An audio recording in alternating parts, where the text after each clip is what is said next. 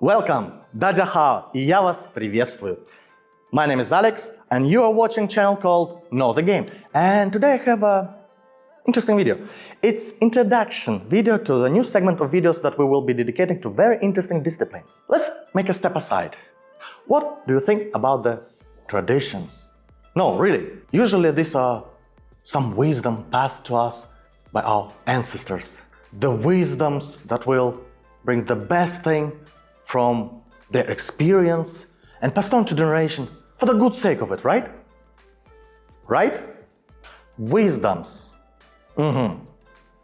But you see, what about one tradition then? Like engagement ring with diamond. I'm not a young boy anymore, yeah?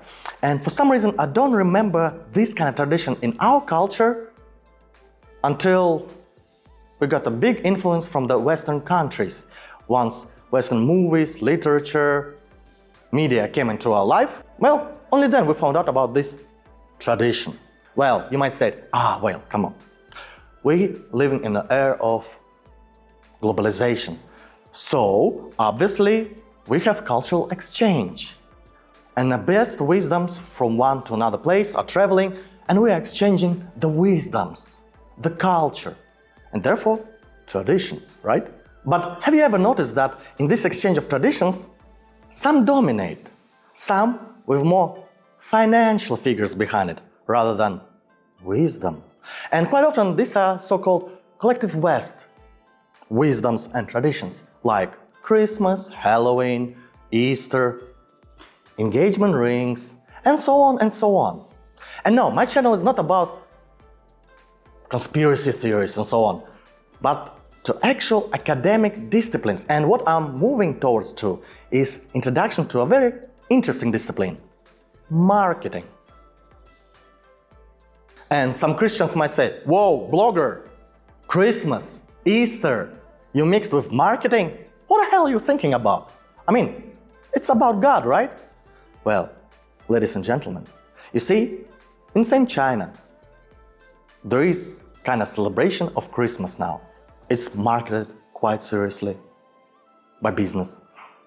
But it's nothing about God in Christmas here. It's about interesting holiday.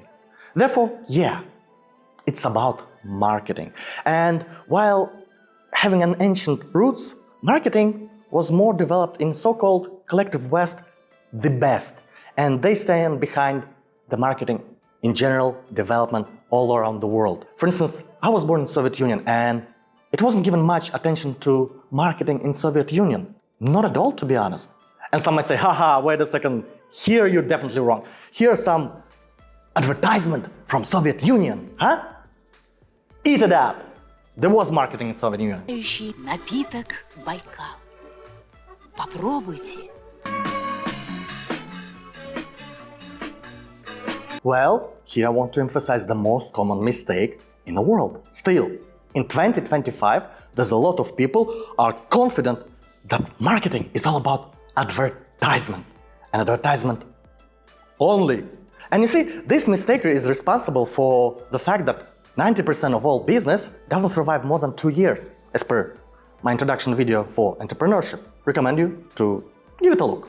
I'm introducing marketing class lecture in this channel primarily to those who want to open their own business.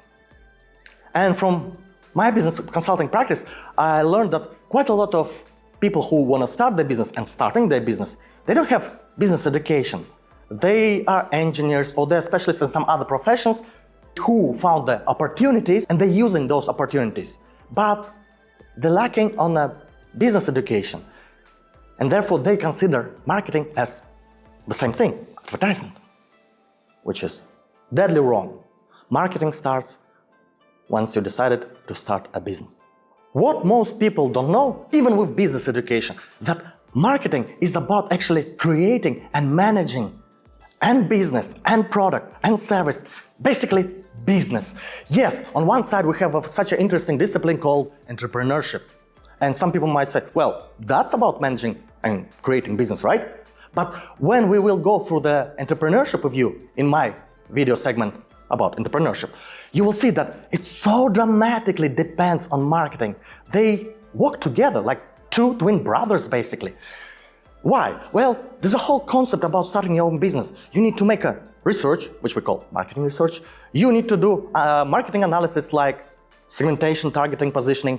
Then you need to do marketing mix. And then after that, you also actually will be able to write your business plan. So yeah, marketing is essential for entrepreneurship. Without marketing, there is no entrepreneurship. And with today's video, I will not just say, guys, now I'll have marketing segment of videos which are essential. No. In this introduction, I will also prove that there is no such a thing like opening a business without understanding what is marketing. And marketing mix 4P will help me in that. What are those 4 P's in marketing mix? Well, that's product, price, place, and believe it or not, finally, promotion. And we start with product. Believe it or not, first we have to define the product. And that's why I love to work with startups in my business consulting business. Business consulting business. Oh well. But you see, this is where we're defining the product. Yeah, we do have a concept of what we want to bring to life, but we still need to define for whom is this product, what those people want from the product, what other features this product should have. All those things we need to define before we will make the product. Yeah, it's far from advertisement just yet, right? Next comes the price. And this is where a lot of people also might misunderstand. Oh, it's about cheap or expensive. Nah, we already would define this in researches beforehand, yeah? Where we will define, will it be high-end niche or low-end niche, or maybe we'll be somewhere in between. Yeah, we're still gonna work with the price in our niche. But we already know, are we playing with the expensive stuff or cheap stuff?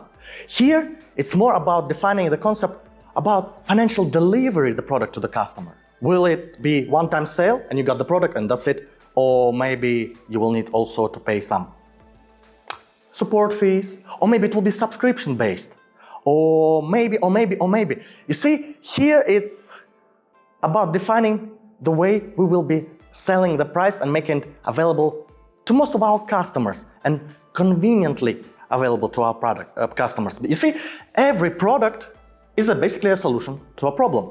But to this solution to a problem, we have other problems that we can address.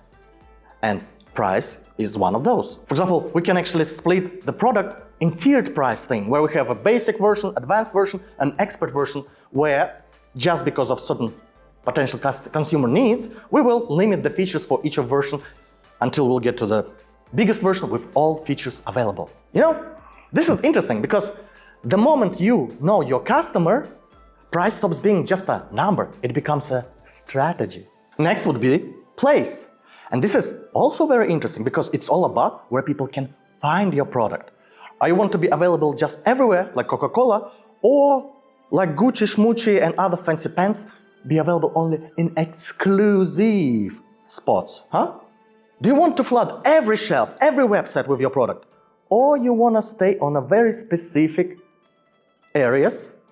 Because perception about your product really depends on where people find your product. And only now we get to the promotion. Hooray! Advertising, right? Nope. We still need to answer a few questions here. Where are our customers? Where we usually can find them? And can we afford those spots where we can usually find them? Do they know about the product? Or we need to educate them about it? Do we use discounts, promos, or we need to do some brand storytelling? You see, promotion isn't about shouting the loudest. It's about speaking in the right place, at the right time, the right way. See the point? Marketing is not about, let's just make an ad. No. It's about every decision about product, price, place, promotion. And it's all have to fit together. All right, okay. Marketing is essential. Why you started with the engagement ring? All these traditions. Good question, thank you. Let's get back to our engagement rings, which came to us, well, from so-called Western countries. And it was never a part of most of our cultures, well, because I have viewers around the world, I hope. So, let's start with some history. Let's learn about the Gerald.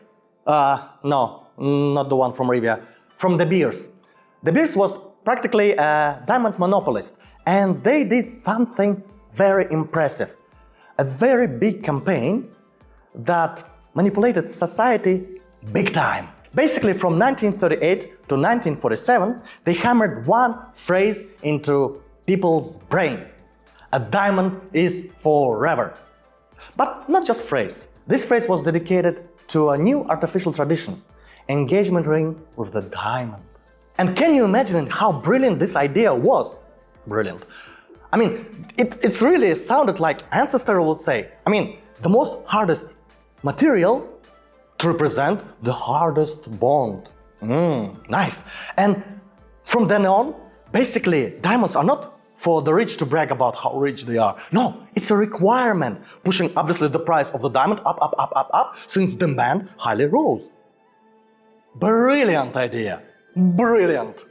So let's break marketing mix as De Beers and engagement rings as a perfect case study.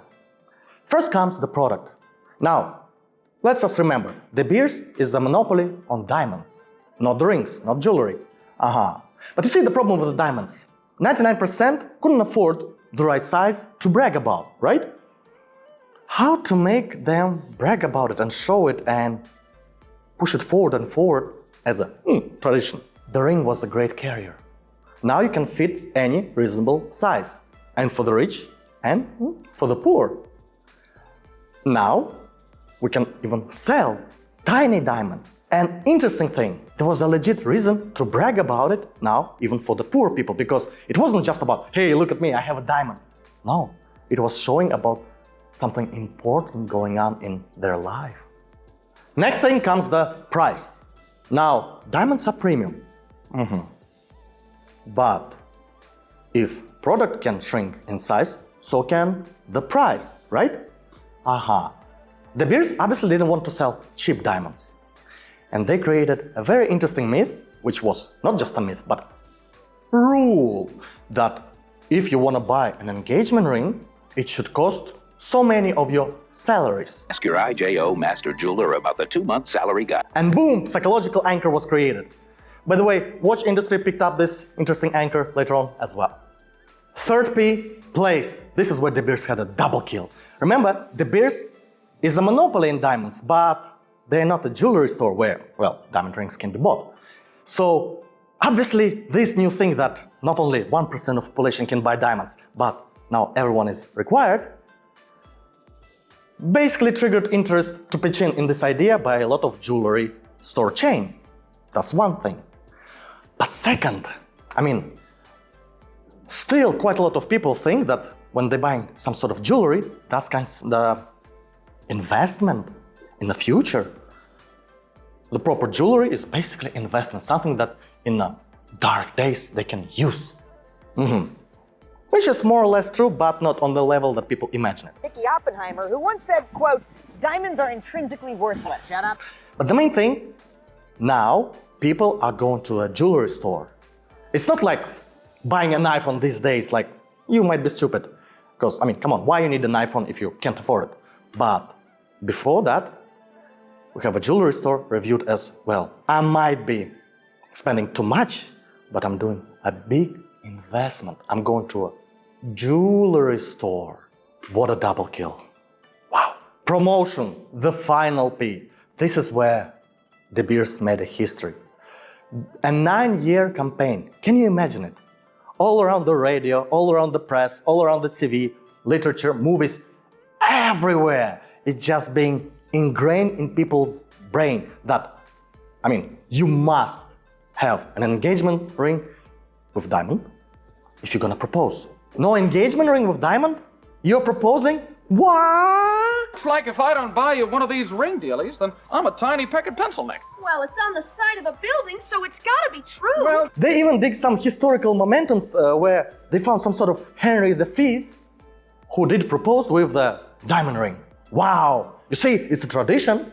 Henry V, long time ago. Tradition. They sponsored the books where authors will have this momentum. Movies and media, and that's it. From advertisement, from promotion, to a common knowledge of tradition. Didn't you know? It's a tradition. And there are more interesting examples like this. For example, Listerine started as a liquid to wash the floors, right? But couldn't compete. Competition was already big there. So they pivoted. They decided to sell the same liquid as mouthwash. Yeah, they created a disease that only makes your breath smell bad. Where usually it's a symptom if your breath is bad for you to actually use and see the doctor. But no. In Listerine case, they created disease. No. Your breath is bad just because of this disease. No need to see the doctor. Use the Listerine. Or, for example, more bloody examples like Nestle did with their baby formula, killing millions of babies. Yeah, in our Western world, we never even noticed the whole damage that Nestle did when they decided, no longer we will sell the baby formula to 10% of consumers. We want to sell it to everyone. And Africa, Asia, millions of babies died. But who cares? They made profit, right? Whoa. So marketing is evil? No. In marketing, in economics, in entrepreneurship, there's nothing presumably good or bad. It's about, who using this thing. It's like a hammer or a knife. You can do good things with it, and not nice person can do not nice things with it. I guess I'm having a very evil examples just to show you how powerful power of marketing can be and how essential marketing is. If you can teach people nonsense and put it in the brain, it's also capable of educating them in the right stuff, in the right things as well. Because you see, for entrepreneurs, we live in a different world now, even more overwhelmed with information.